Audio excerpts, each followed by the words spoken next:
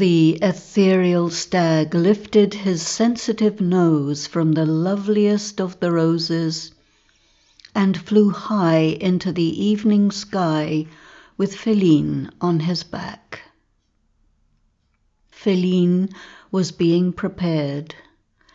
His soul was being filled with all the essential details and nuances of how the mind and motivations of each protagonist function.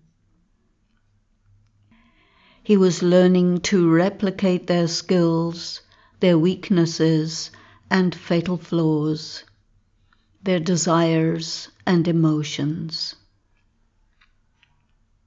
"Phéline," said the stag, "you have to become a puppeteer for them.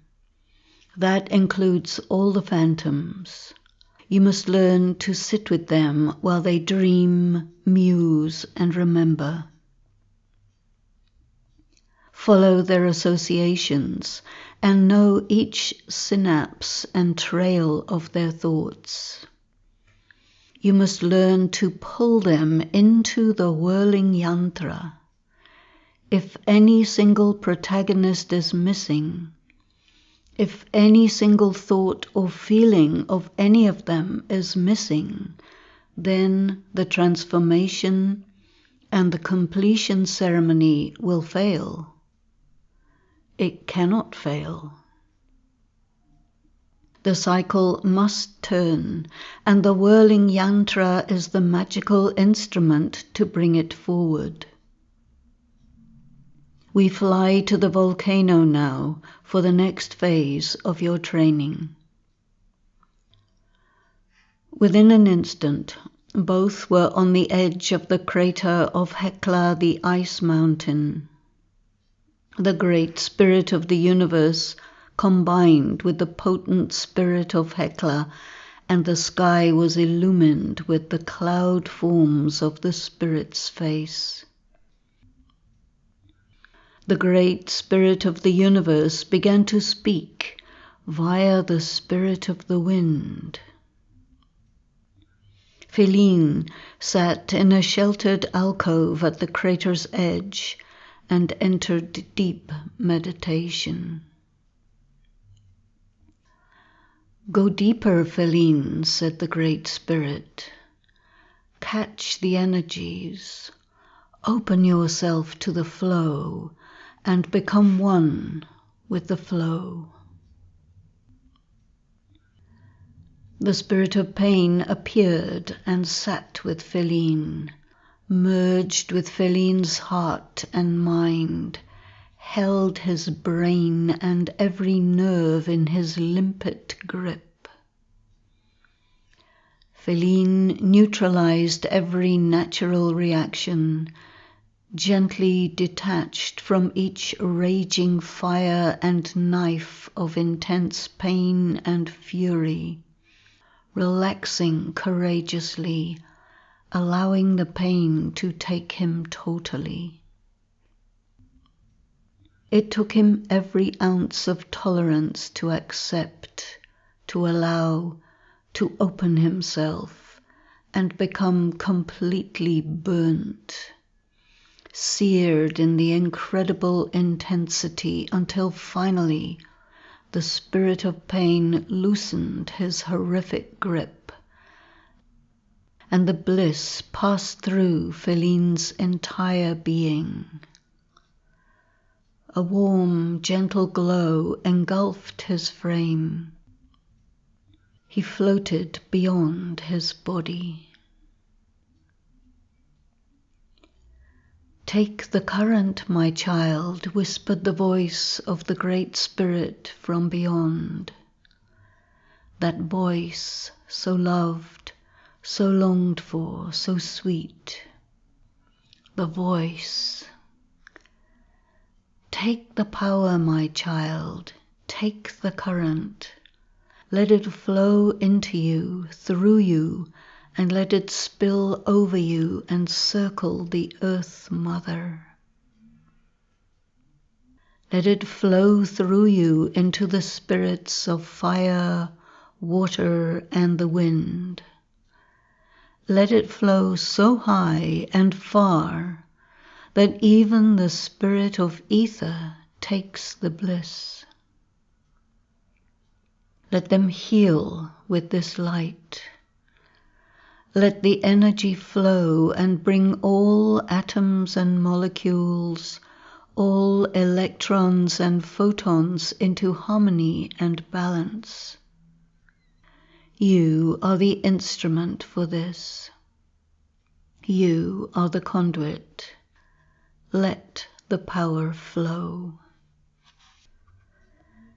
And the great spirit of the universe from beyond took Phéline into his bosom, cradling him and rocking him, filling his heart with that ephemeral love. The intense light flowed into every part of his being, leaching out any darkness, any fear, hesitation or resistance. Phéline became liquid, then vaporous.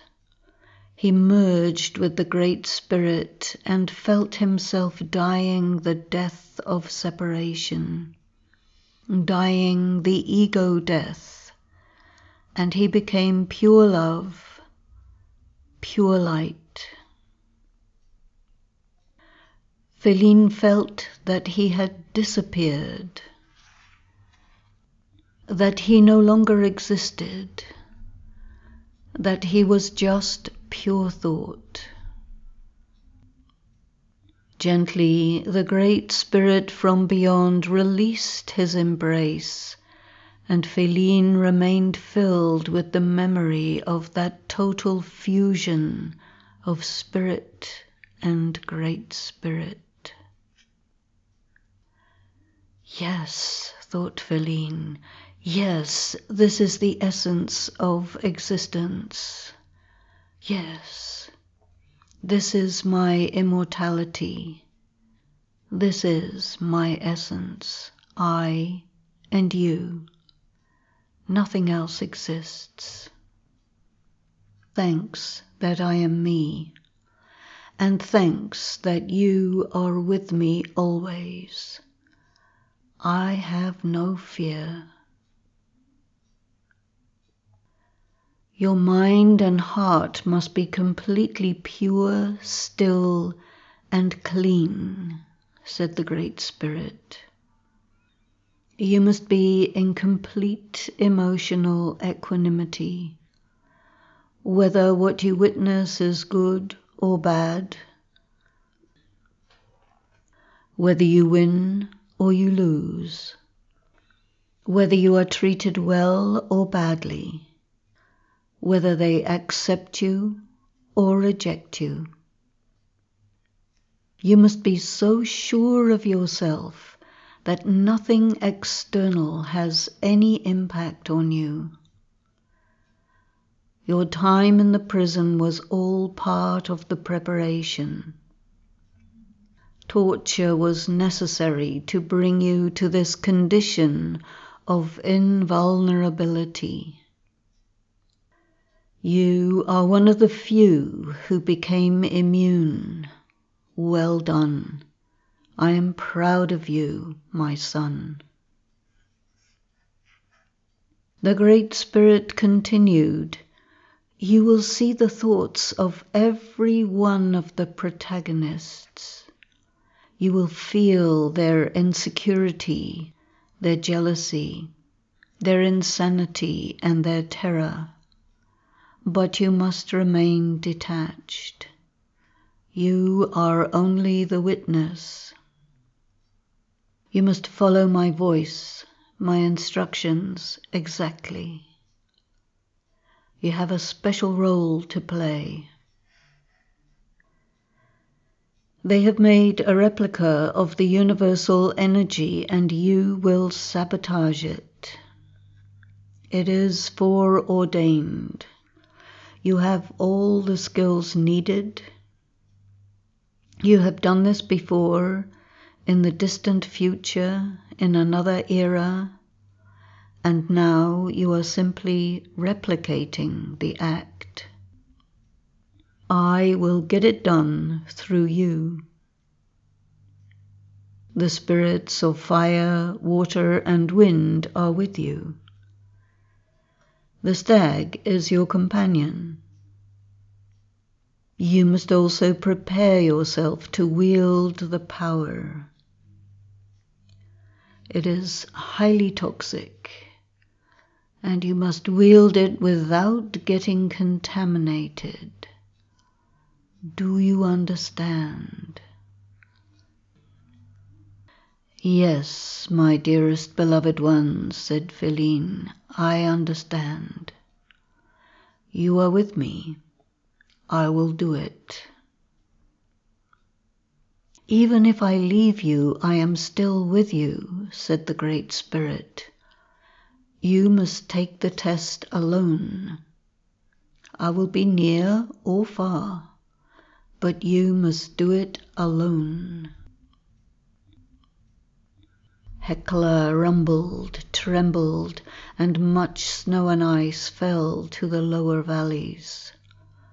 Hot steam rose from the crater, and as Phéline glanced down, he saw the red lava poke through the floor of the crater. Let's go, and he mounted the stag. Phéline awoke to the sound of his alarm. 2:45 a.m. and time to join the brothers for the early morning contemplations in the chapel.